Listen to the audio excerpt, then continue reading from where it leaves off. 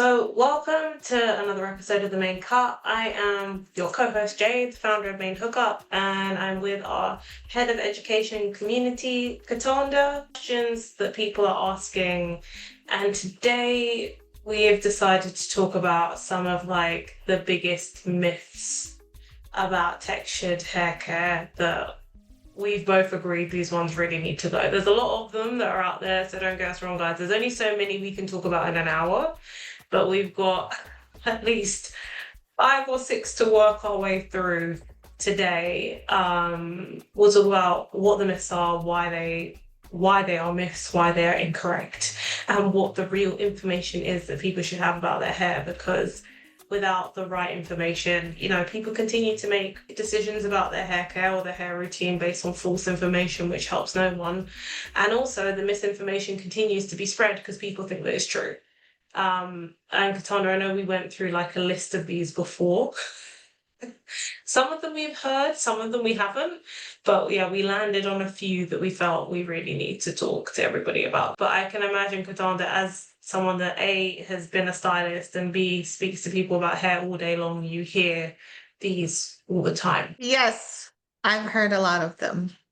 Even from growing up, there were some myths that we were taught. And of course, we believed because we were children, and children learn what they see. And let's get into it. Yeah, I mean, actually, you know what? Let's start with one that I'm pretty sure most people are grow up having been taught by somebody in their family or a friend, which is one about washing and cleansing our hair, right? So we've heard the age old, you should only wash your hair once a month or less. Let's start with that one, because I feel like that's one of the oldest ones going that's still around. And let's talk about where we heard these things from and then why they're wrong. So that one, I didn't grow up hearing that one, but that is one that I've heard from clients and on socials and just from doing hair for many, many years. However, I do feel like now people are understanding and realizing it is a myth because now we're hearing a lot of chatter about double cleanse. That's like a buzzy word out there, double cleanse. I mean, is it really a double cleanse or is this you're shampooing your hair twice? I just like, how people switch up words and connect these buzzy words to things that are just normal. However, there are some people that believe that you should not, because of your hair texture, shampoo your hair more than once a month. Actually, guys, it's very gross.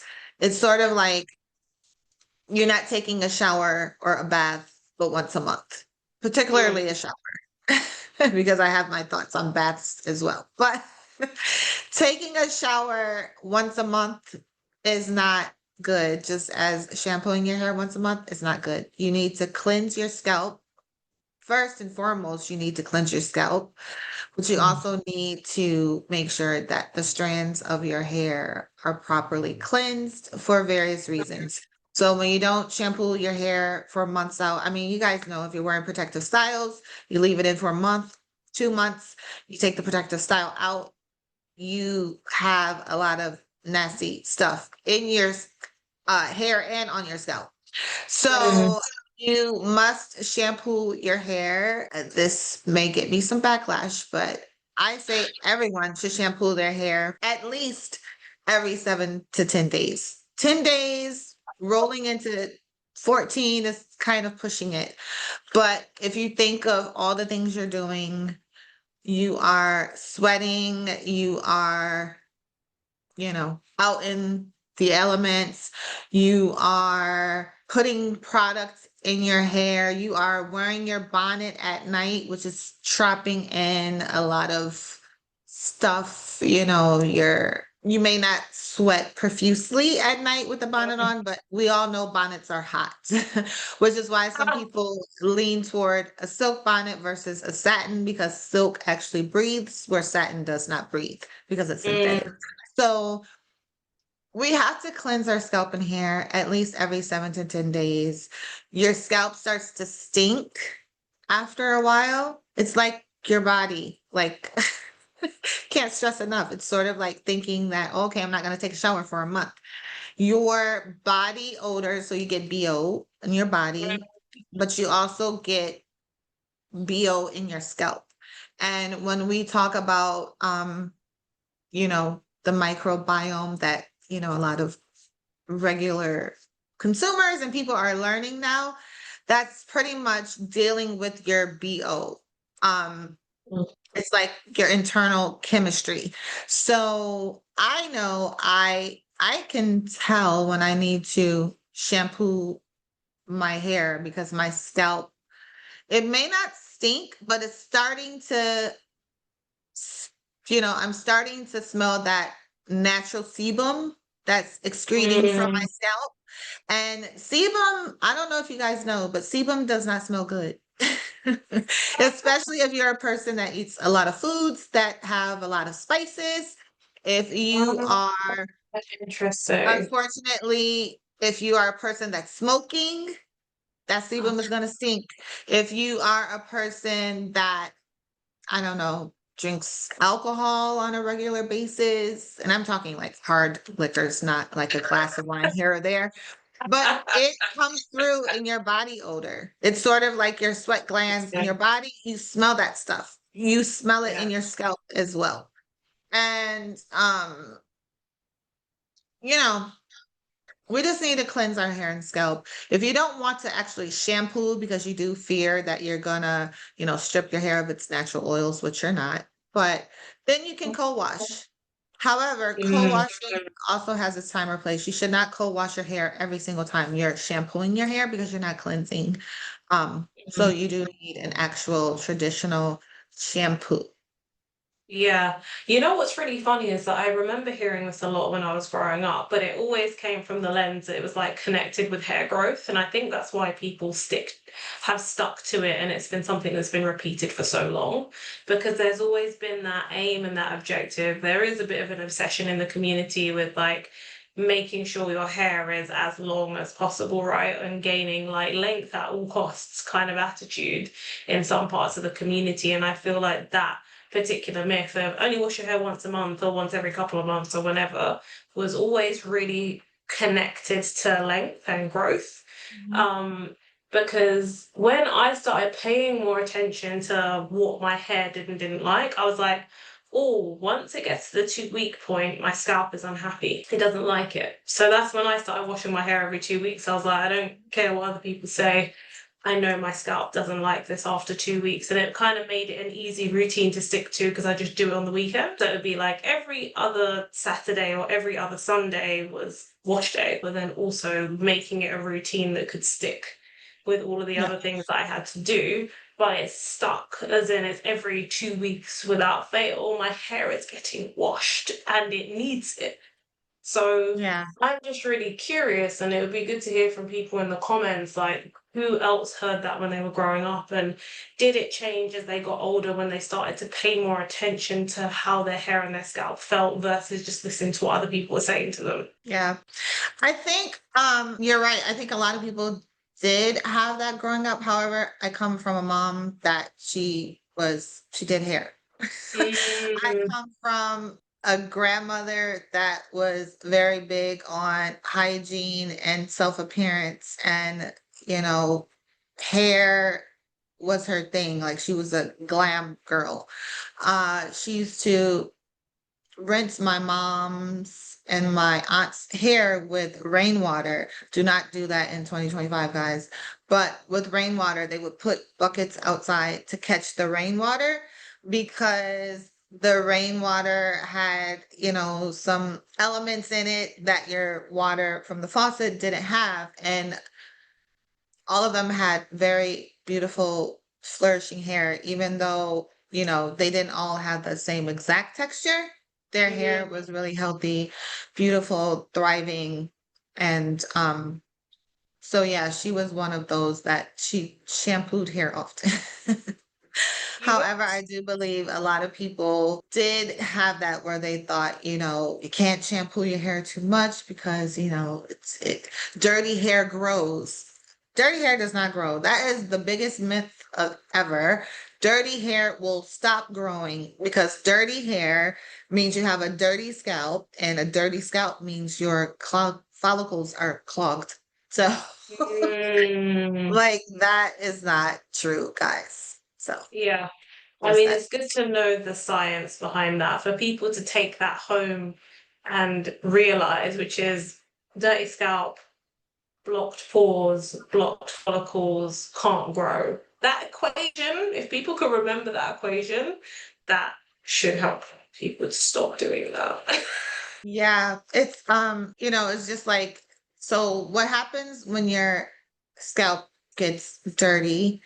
It not only clogs the follicles, which the follicles are actually the pores of the scalp, it clogs Yeah. them, and it also over time will cause inflammation, which inflammation then is attributed to some types of hair loss. So once again, it's the opposite.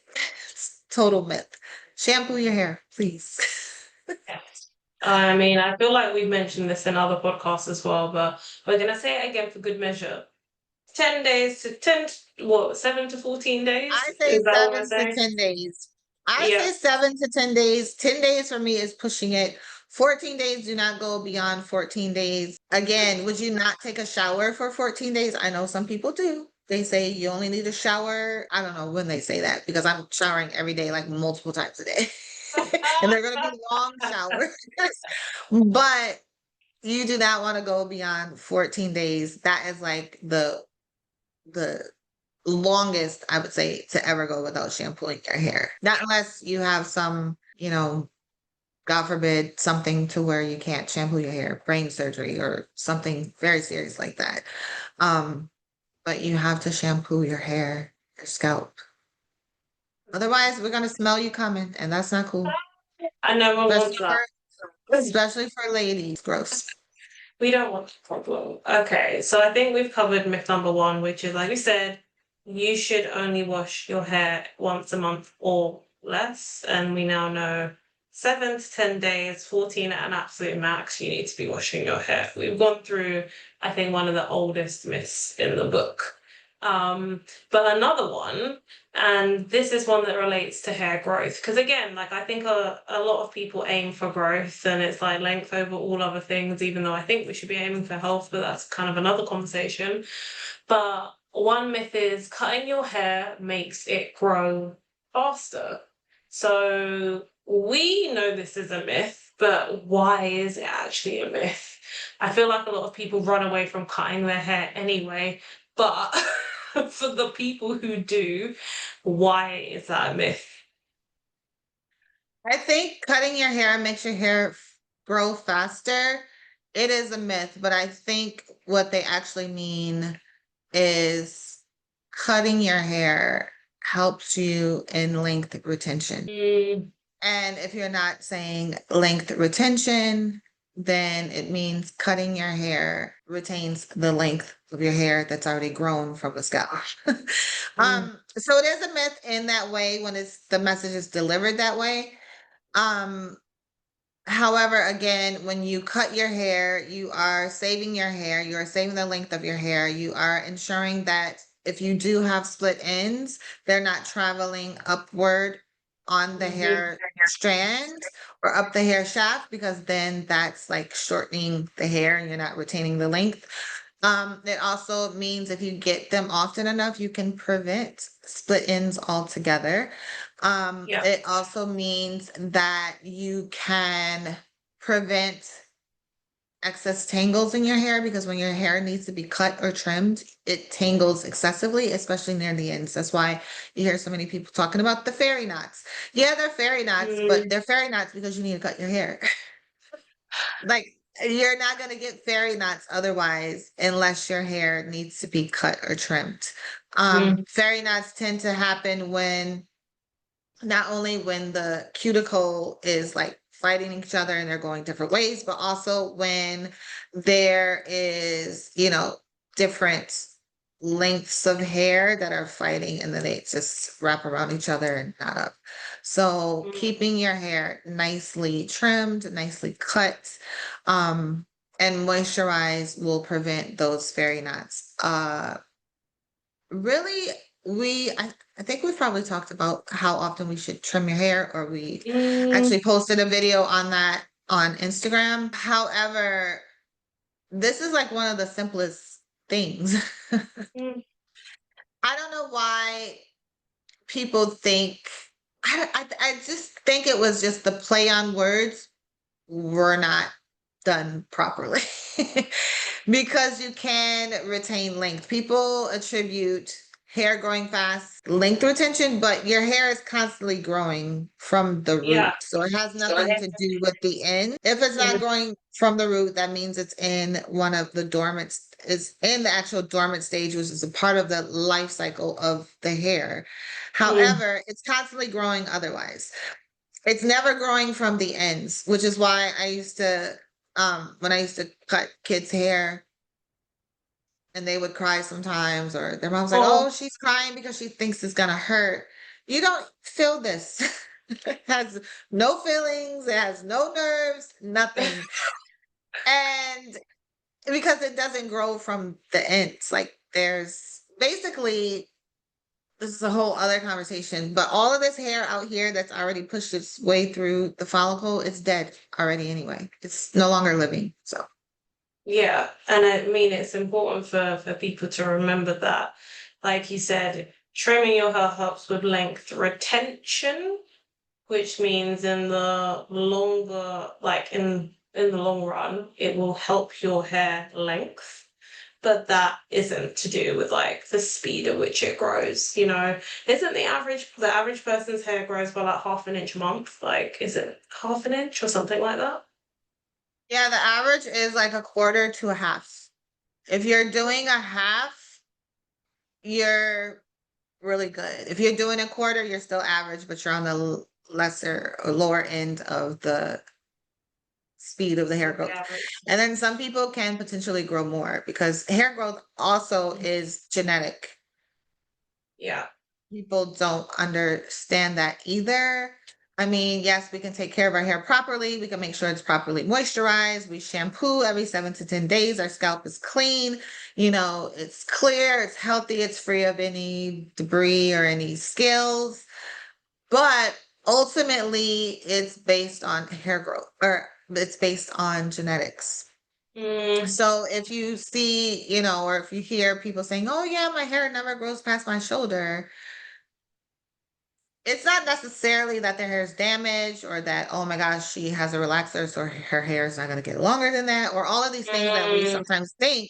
But ultimately, it comes down to genetics. That's Genetics and something also, that, sorry, Katanda, you finish what you were oh no, I saying. was going to say that's something that some people don't quite understand. Yeah, I was also going to say, and also looking after yourself better. So, you know, actually looking after yourself internally, like I said, you're all things related to your microbiome and your, you know, your sleep and eating well and drinking. We say this almost every episode, but drink your water. Like drinking enough water has an impact on your hair growth. Again, if you're thinking of your hair as like a plant, and then you know what happens when you starve a plant of water, it like withers up and dies. It's kind of similar, right? So you need to make sure that you're looking after yourself internally and not just looking for the right hair product. And even just thinking about how often you're washing your hair, you need to be thinking about, oh, what does my body look like on the inside? Because that will have an impact on your hair growth. But cutting your hair isn't actually going to help it grow faster. Eating the right foods, getting enough sleep, having enough water, and like, you know, what your natural genetics, all of those things are going to have an impact on your growth, but not trimming your hair. Healthy diet does actually encourage growth too. And I would beg to differ. Products, yeah, but if you think about back in the day when we didn't have a lot of products for us with a lot Mm, of, you know, healthy, quality, exotic ingredients, we were using those products and our hair was still growing. So it's a little, that's a tricky thing. But definitely eating properly, definitely, genetics, but cutting and trimming your hair on a regular basis will help with length retention. So that way you're actually seeing the growth versus, seeing the growth dwindle away.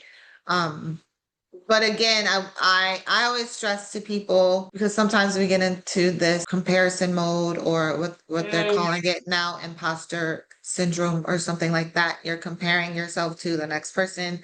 So you can't compare your hair growth to the next person's hair growth or your hair length to the next person's hair length because again, it's genetics. I mean, you could be in the same family. It could be your actual sister, same mother, same father. And your hair, one may have really long hair, one may have shorter hair. Yeah, you guys have the same DNA, but again, it's made up differently within your own personal body. So yeah. hair is science. Beauty is science. I always say that. The more I say it, the more you guys will trust and believe. But it is that's the basis of beauty, but actually hair for sure, it's science. Yeah, 100% it is. And I mean, it's also, like I said, I think those two are ones that come up over and over again. And I think it's important to not only recognize that they're myths, but then work on really undoing that process of not only thinking them, but the actions that we take because of them, right? There will be people that be like, I must trim my hair because it will make my hair grow faster. When it's like, no, stop your hair from like snagging. Great, but it's not going to make it grow faster. We've got a couple of health, like scalp health myths now, which is greasing your scalp daily promotes hair growth. Again, a lot of these are tied to growth, right? But there is a big, big thing of like greasing our scalp, and does that actually have a different, like, make a difference to our hair and our hair growth? So Katanda, what is your take on this myth? This myth is a touchy, tricky myth. Greasing your scalp does not make your hair grow, and that's just what it is. I mean, I got my scalp greased when I was a little girl, and my hair was very, very, very long, but that growth didn't come from the greasing of the scalp. It actually came from genetics.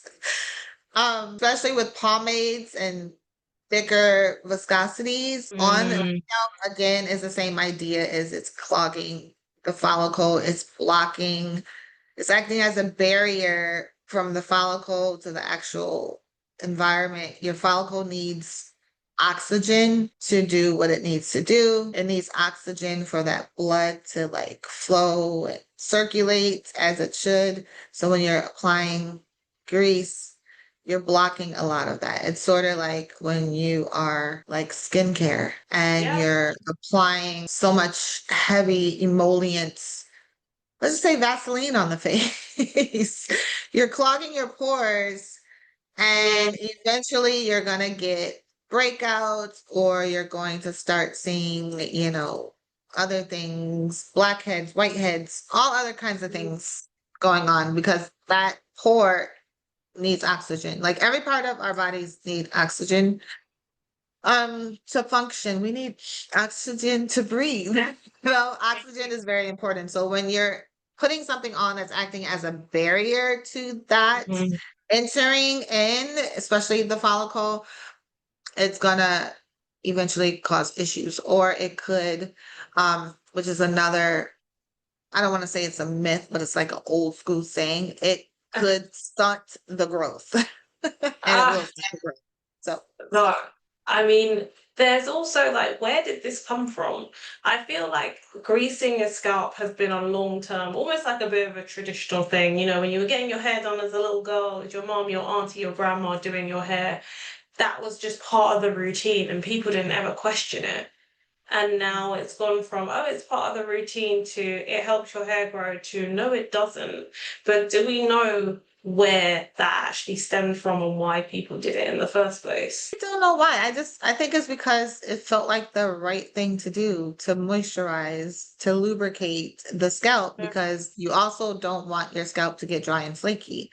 So people sort of think that oiling or greasing the scalp will prevent the scalp from getting dry and flaky, Mm, whereas there is a condition of the scalp that is caused by overly excessive oil on the scalp, which is, say for instance, you have flakes, which is typically dandruff, which dandruff does come from oiliness. I guess overcompensating for the lack of something, but now you're encouraging something to produce more.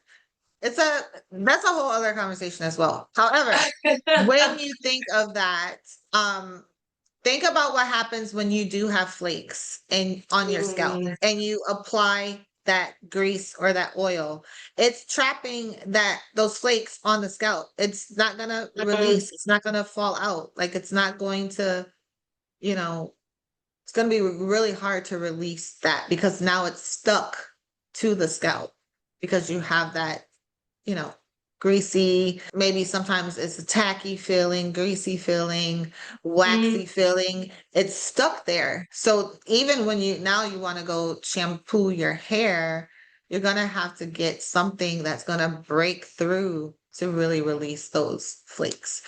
I'm not going to tell you guys not to oil or grease your scalp. You do as you please, but it's not my practice. I don't do that for my clients. I make sure that they're properly hydrated and I make sure mm, that their hair is properly moisturized. yeah. But moisture does not mean grease or oil. Moisture means water. Mm, So yes. It's understanding that, isn't it? Because I think a lot of people automatically go for the product, whether it be the cream or the oil or the whatever it is, the spray, but not many people go for water first. And that, like you said, that's what leads to hydrated hair. And I mean, I remember when I was obsessed, I realized that my hair loved product that had avocado in it. For whatever reason, I had the best conditioner that I have ever had, and it was an avocado conditioner, and my hair absolutely loved it. And I was like, I wonder if it will like avocado oil as well. And then I was like, oh, and then there's things that talk about like things like some of the essential oils. I think it was tea tree oil. I can't remember which one it was. Again, I was like, oh, what would happen if I mix these two things and started using that on my scalp? A couple of months, I was like, nah, this isn't working. It's actually made my scalp more flaky, and it was perfectly fine before, and now I've created a problem that I didn't need to create. So that's when that stopped. yeah, I mean sometimes it takes a trial and error. Um that's the other thing too. When we get into um mixing actual ingredients from the Mm, kitchen. Um, yes, it can be good, it can be effective. However, I always tell people it's the total formula and not just the one ingredient. Because yeah. if you're mixing the avocado, what were you mixing the avocado with? It was avocado oil and it was some essential oil. I can't remember what it was, but it was avocado oil was the definite one, and then it was like 2, 3 drops of an essential oil that I read up somewhere that this like it works with your hair and it does wonders for your hair and your scalp. And I was like, oh, let me combine the two and see if it works. It didn't work. Okay, yeah. So see, combining the two or three may not have been the best idea. Mm, However, I prefer oils as a treatment. So mm, oils, and I know this is like an old school thing too, but back in the day, we used to get hot oil treatments. And when I worked in the salon, I used to give hot oil treatments. Hot oil treatments are meant to be shampooed away.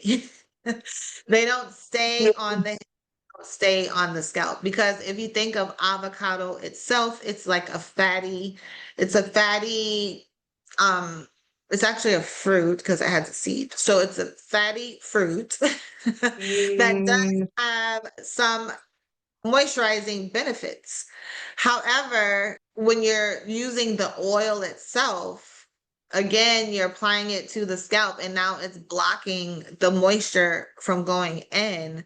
and now it's causing flakiness. So if you were to use that same mixture that you use, put it in your hair, on your scalp, cap it, do a treatment, go under the heat for 30 minutes so that it can actually penetrate into the hair and into the skin, the scalp. Then you go back and shampoo it and then do your conditioner. It would have been a lot more effective that way Yeah. versus doing it the other way and just leaving it in your hair. Yeah, exactly. And it's things like that, you're not going to get all of that online. And this is also, I think, relative to a lot of the stuff that happened during COVID when people were doing a lot more DIY. And granted, that was because we had to, because we couldn't just like roll out of our beds and go see our hairstylist. But there's always that for me that you need to have a professional in your corner who can help you to make these decisions so that you don't just go off and say, yeah, I know this works. I was like, I know that information came from Google's internet somewhere, and I rolled with it for a little while and tested it, and it really didn't work. And like I said, it helped me to create a problem that I didn't actually have before. I didn't really have a flaky, like on the odd occasion, but it wasn't like a permanent problem that I was having to fix. And it became that. It became a problem that I really had to go through and try and work through for months and months and months because of the Yeah. DIYing. And that's what can happen when you do the wrong thing and when myths go wrong, basically. Yeah. I think you aren't necessarily doing the wrong thing, but your technique maybe was the wrong thing. Yeah, Um, because you are using it as a leave-in, and then depending to how often you were doing it. So that is what caused the adverse reaction, which happens a lot of times with many things. Excess oiling of the scalp is never good, just because scientifically it's not, which is why, we like to share products, regimens, and we like to mhm, share uh, routines and techniques and things that mhm, we do, but everything is not good for everyone.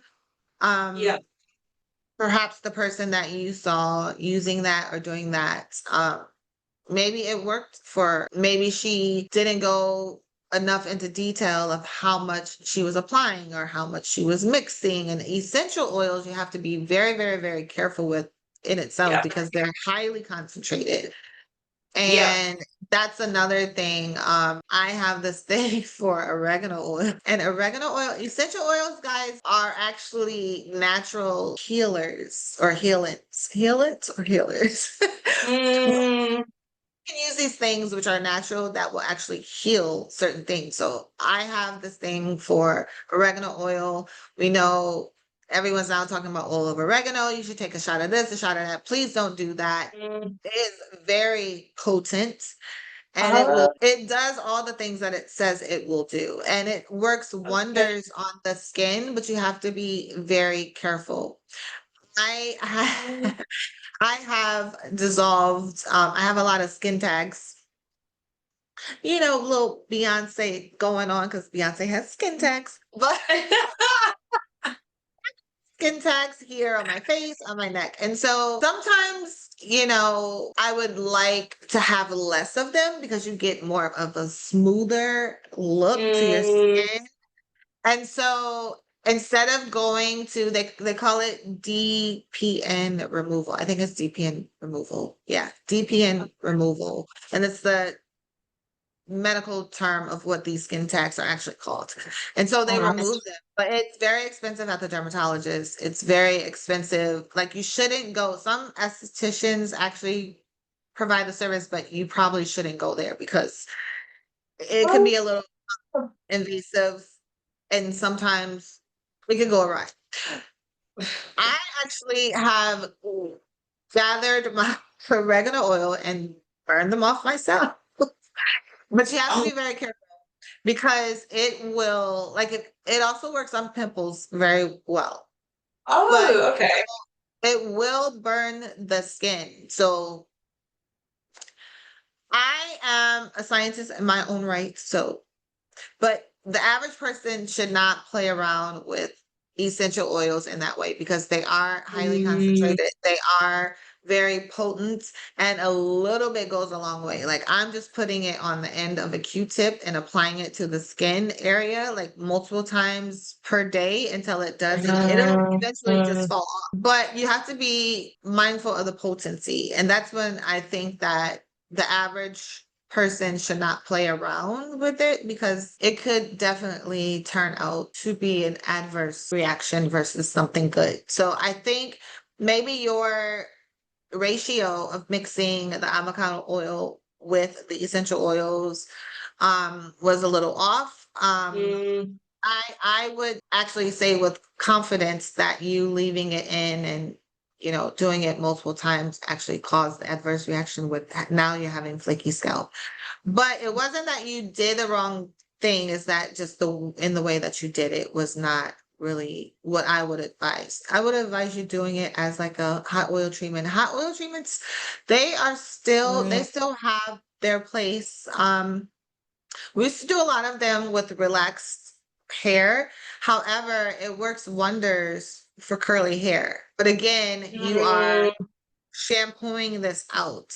So when you apply it to the hair, sit under the cap, it's penetrating beyond the cuticle layer.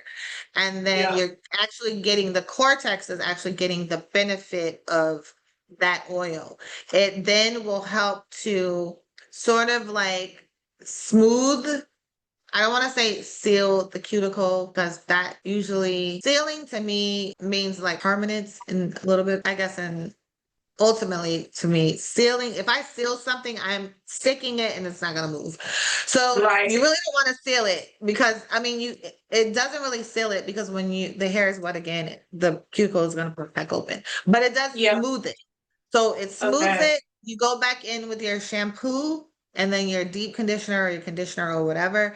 And now your Okay. hair has a lot more life. Your curls are less frizzy. It has Mm, like shine because it's shining, it has an internal shine because it's shining yeah. from the cortex out versus just applying a product on the cuticle that's giving it shine on the Um, surface level. So it works that way. Don't say, I did the wrong thing.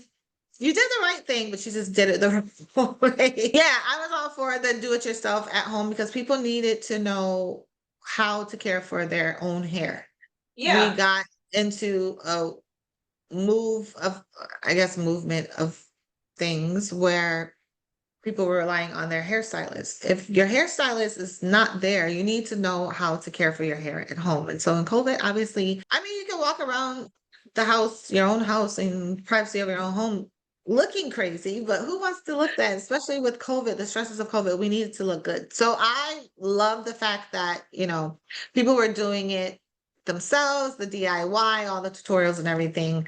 A lot of Mm, great things came from the DIY, but you just have to make sure that, like you said earlier, you may not have gotten all of that online, but if you search deep enough and you get information, you could sort of like piece it together and then come to a conclusion.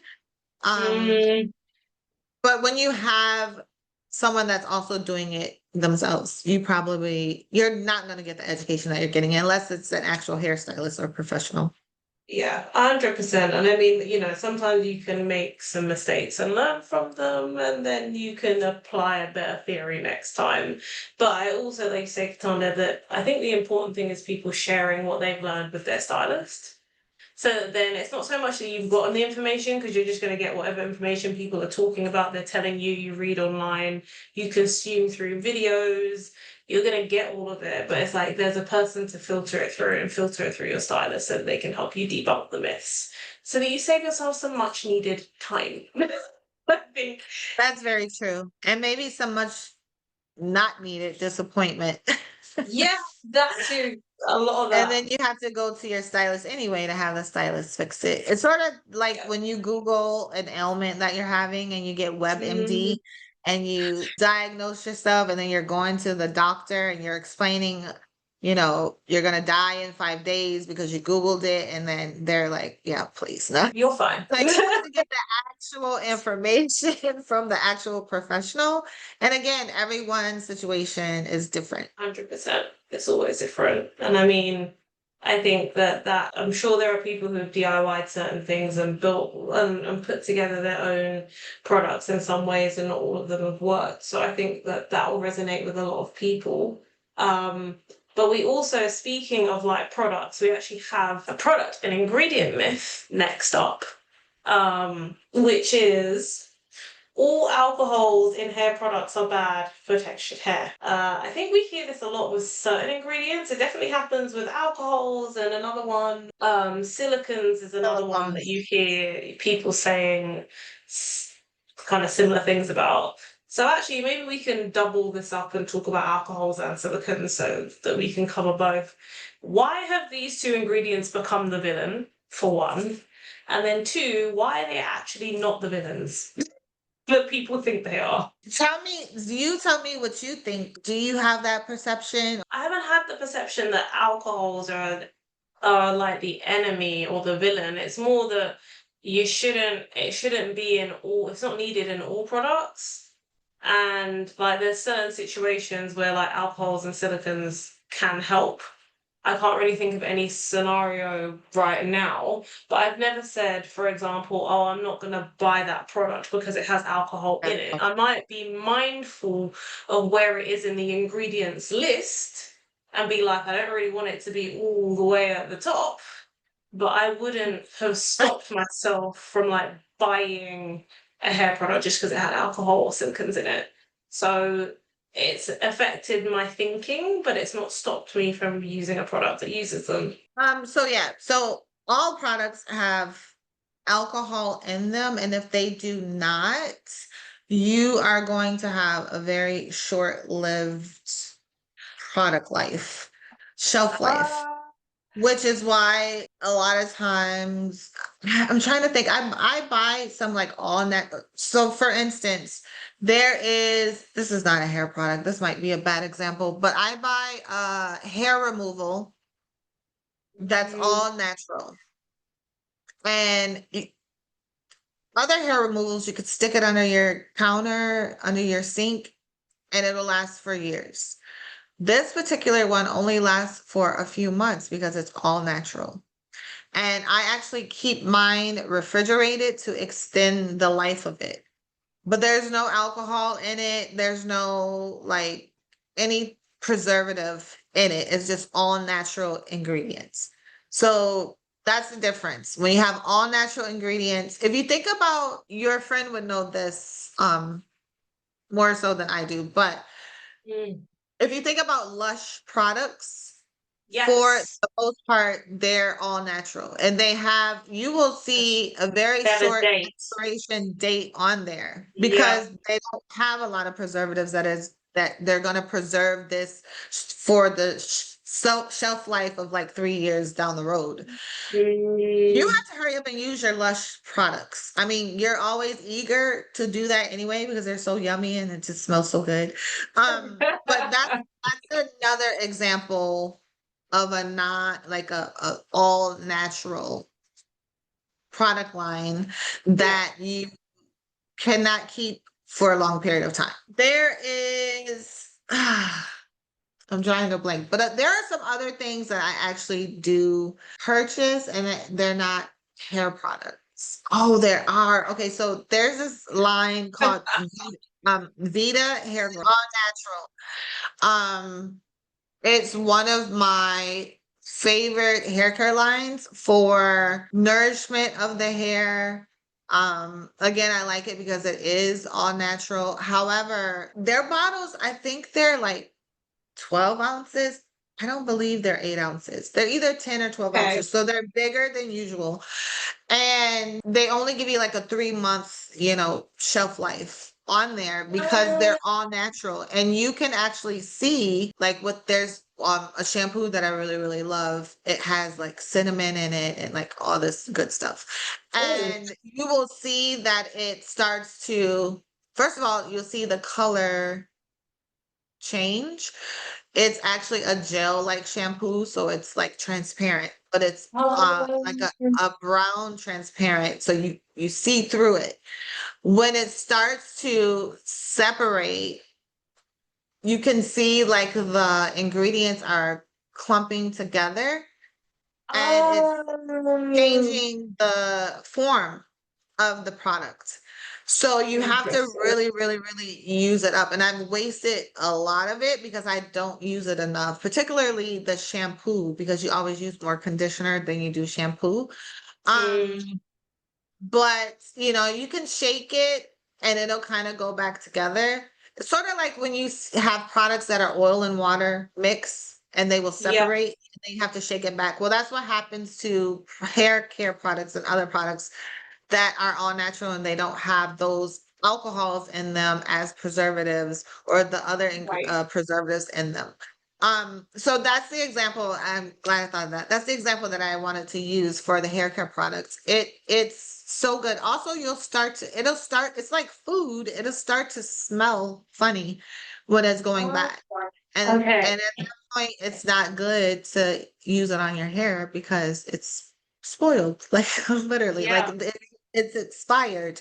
Which with regular products, and this is where I'm getting to, that have these alcohols in them, it stabilizes the formula. You can use Mm, it, you know, years down the road. You could put it under your sink. It's been on the shelf in the warehouse. It's been on the shelf at the store for however long, and it will last mm, you. However, there are good alcohols.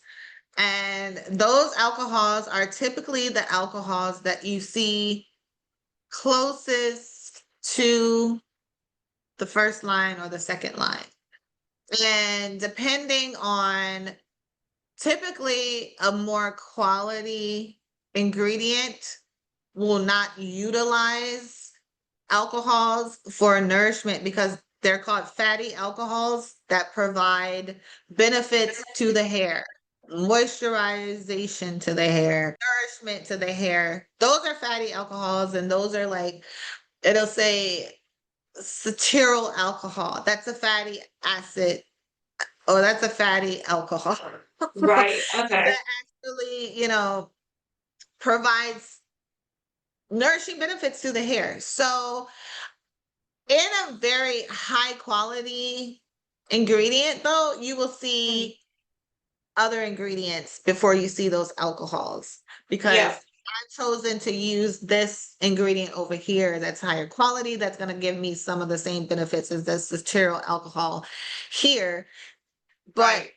depending on the brand or the collection or formula, I'll just keep it real. Alcohols are cheaper than some exotic formula you're going to source from South Africa. Um, So, yeah.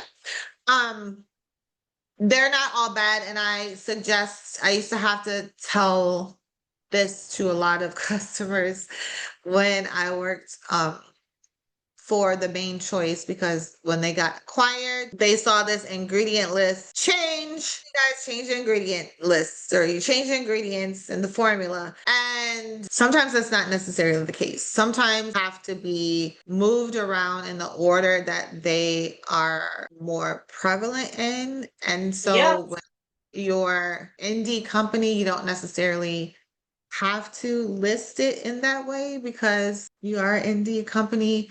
But a lot of those alcohols that were way down here moved closer to the top.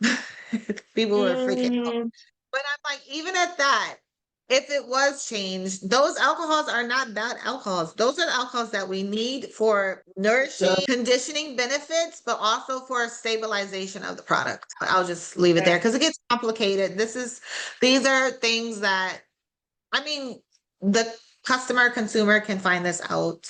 Yeah. Um, but it's not something that brands are gonna hop in the comment section on Instagram because you guys are arguing the fact that just want to do that. Like, hey, I just want to be transparent with the people, and they're like, no. That's gonna get us into more conversations that we don't want to be in. So, Katanda, you're gonna have to zip it and shut up.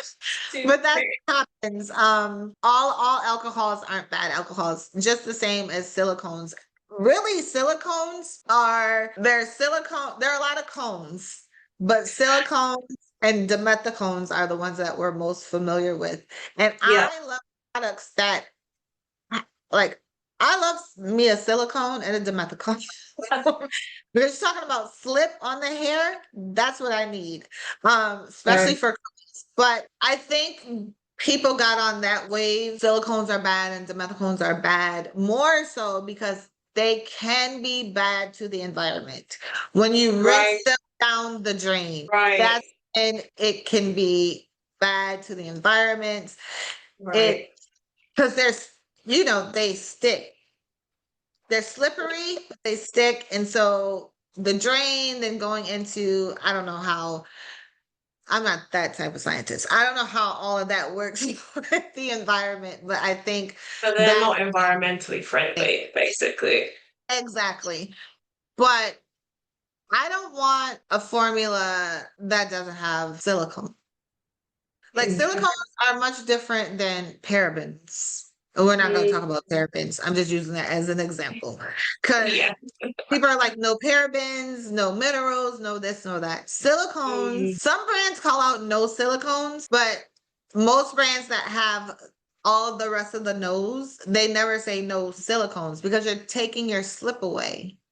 yeah. Without silicone, it's really hard to have a um serum. There are other things that act as silicones. However, depending on the formula itself, that one particular ingredient that can act as a silicone may not work like a silicone because of everything else it's grouped with or it's infused with.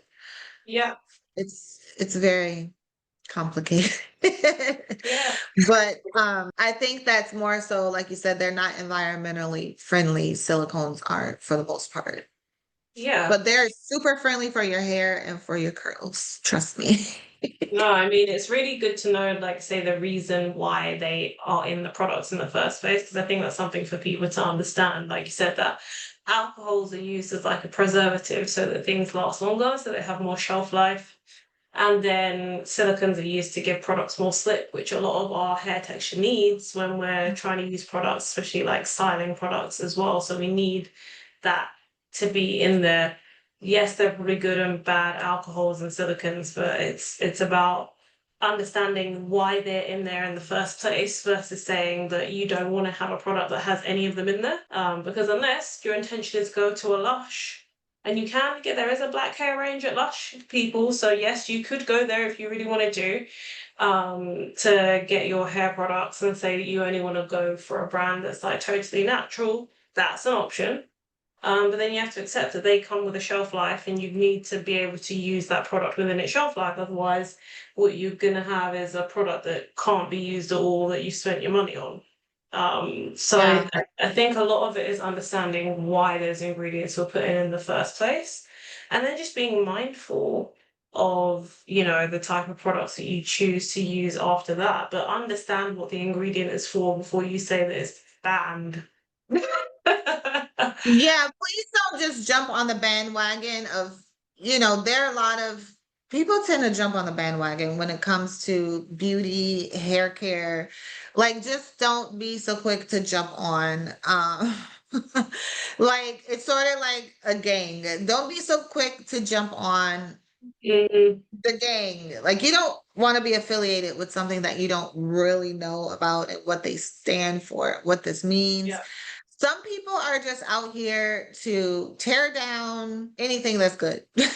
Mm, I would say from experience, I've tested and I've had to test products where, and I tell you guys this all the time, but it's so, so very important. We've tested products where we've had to remove certain things from the products, mm, from the formula. And when you remove that certain thing, albeit maybe a silicone, it will not perform the same. It is a big difference. And I don't care what they would put in it to replace the silicone, it was not working. And if it wasn't because legally it had to be removed because it was blacklisted, then we probably was leaving that silicone in there because you are not getting the same performance.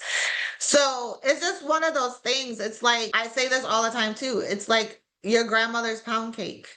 Try to substitute it for something and it's just not doing the same. You bake it. Maybe your grandmother's pound cake is super moist and good and it just melts in your mouth, and then you remove that ingredient and replace it with something else, and now your grandmother's pound cake, everything else is the same, but now your grandmother's pound cake is dry and crumbly and it does not melt in your mouth. It's the same thing with formulas for hair products.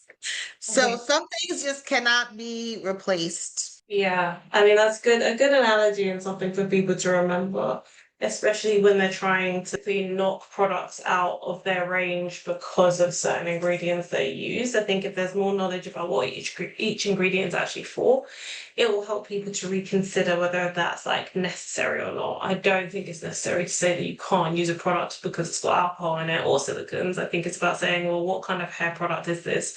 Does this particular product require that thing? And if you're really anti some of those ingredients, like I say, the all natural brands do exist, but you have to accept they come with a limited shelf life. Two, like I love Vita hair growth, and I also love Lush products, and the shelf life, you have to make sure that you're about to be using it, especially the Vita, because the quantities, like the sizes are so Yeah, big.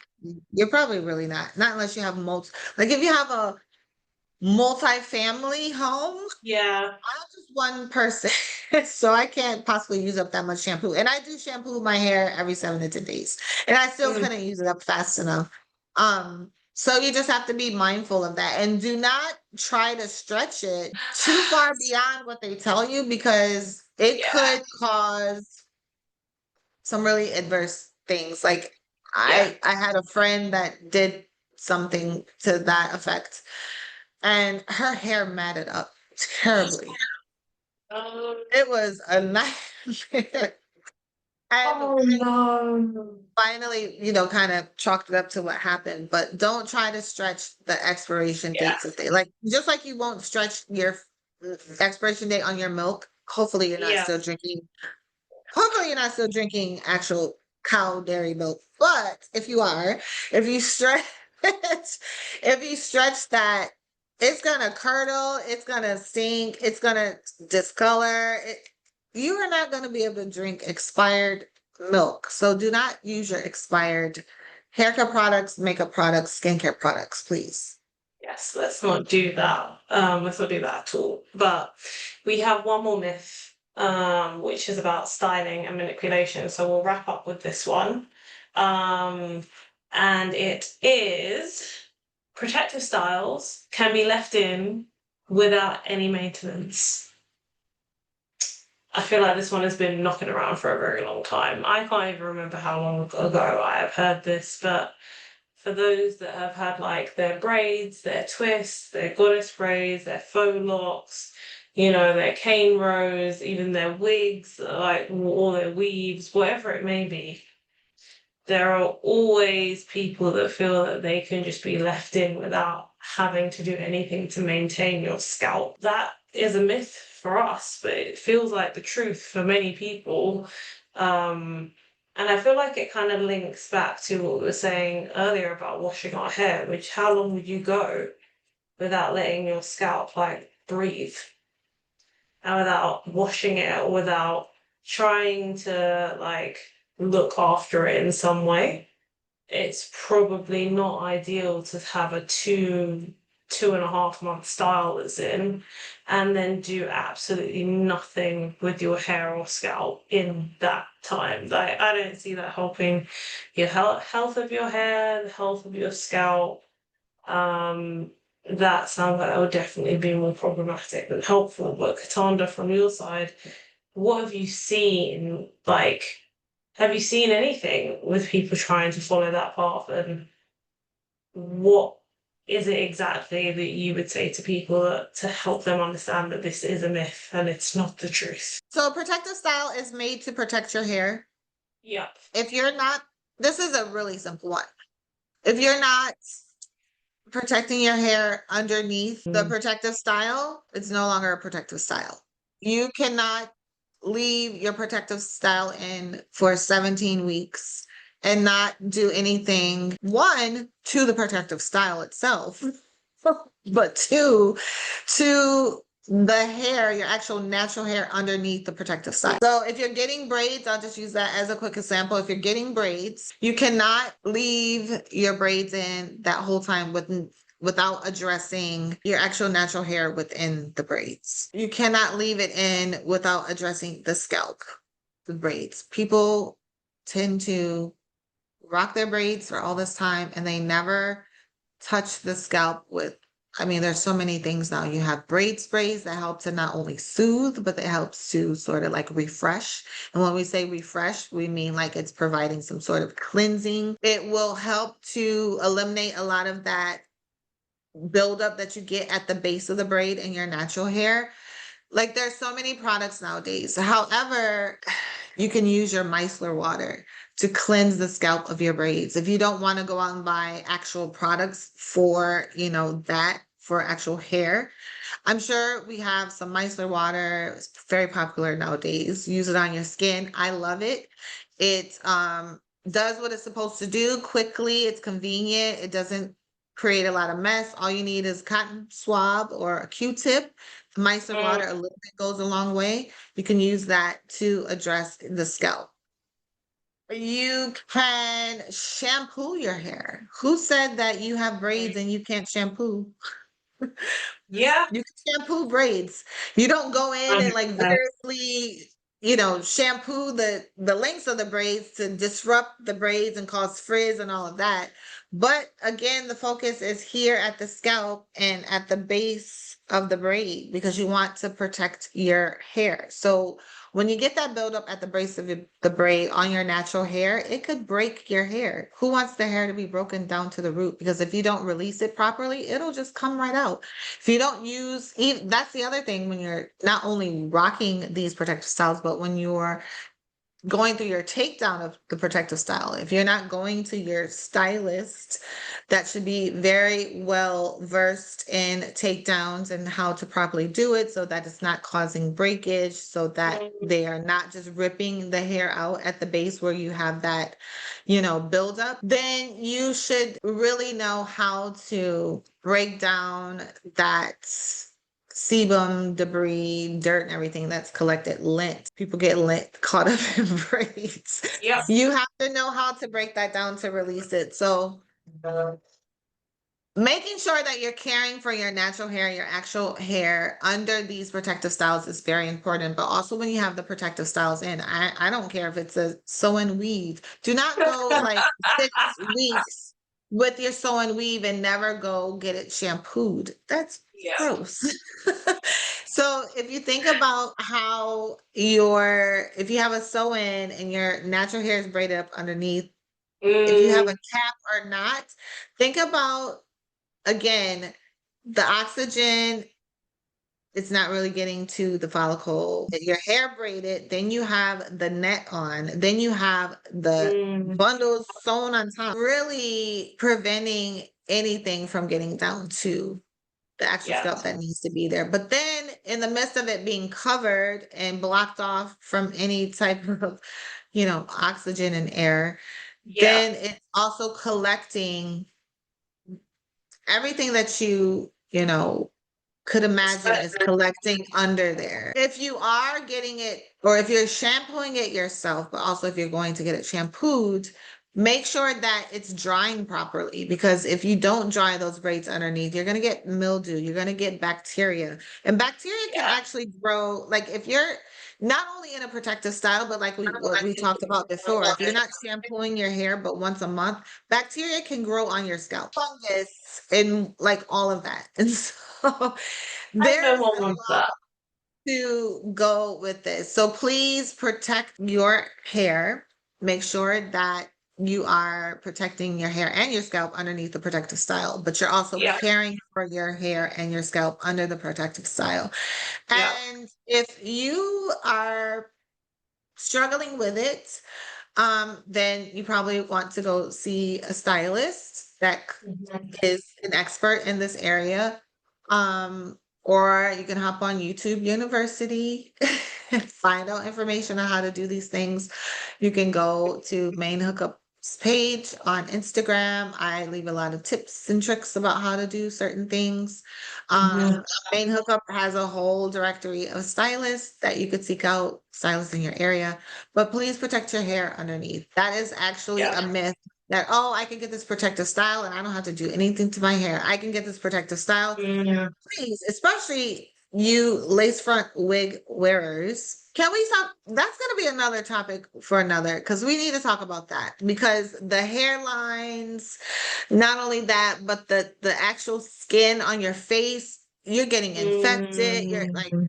that's going to be another topic. That's a protective style as well, but we're going to have a whole show for that because there's a lot Wig going on with that. maintenance. That just because it's a protective style doesn't mean that it doesn't need any maintenance. It needs maintenance. You need to be prepared to put the work in to do that maintenance. Otherwise, you will just defeat the purpose of having a protective style. You can't do that yourself. Then it's just going to mean headache further down the line, and it's usually headache that nobody really wants or cares for. Um, but that's all of our myths today. We've now been through the list, and we went through 1, 2, 3, 4. We went through 5 of them, and there's so many others. Cataanda, is there anything else, like, if there's one thing that you really want people to remember from this conversation, what would it be? Um, just remember that when you hear something, everything is questionable. Um, make sure you fact check it and do Yeah. not like believe in myths. We are here to myth bust, not to add to them. Yeah. Okay. So yeah, make sure you do your research. And if you have questions, you can always circle back in these comments or go over to Mm, Instagram and circle back. Main hookup comments, come slide in my DMs. I am constantly, for some reason, having countless conversations about this stuff, even in my downtime. ah! It doesn't escape me, but I'm always here to help, and that is what our goal is, to make sure that we are properly educating you guys on not only how to care for your textured hair, but the Mm, various ways, colored hair, protective styles, short hair, long hair, 3 type hair, 4 type hair. You know, we're here to assist you in helping you with all of that. So yeah. that's what I was saying. No, I agree. And I mean, I think if there's anything that I want everybody to look away with after listening to this, it's that not everything that we grow up listening to is necessarily good for us. Not all of the information that we consume online is necessarily going to help us either. It's really about getting the information from the right place. And if there's one thing to remember, please, if you hear something and you're unsure, ask your stylist. Ask them, because like I said, you can't stop the information from making its way to your ears with all of the stuff that's online, with all the videos that we all watch and that we consume and that people share with us, and the articles that we read. So it's going to be impossible to stop myths from making their way to you, but you do not have to live by them. You know, you just have to ask the right person or the right people the right questions, and your hairstylist or us, you know, other people in the community, educators, they're the right type of people to ask. So just ask that anyone who is listening bears that in mind. We have reached well over our hour. So thank you to everybody who's listened to the episode so far. I think I mentioned at the very beginning, would love to know what the other myths are that people have heard, what the people lived by when they were younger. I would love to hear those, and then we can comment on them. But if you have any questions or any thoughts about other topics you want us to cover, or even other myths you want us to debunk, mention them in the comments. See you guys soon. Thanks for joining. See you on the next episode.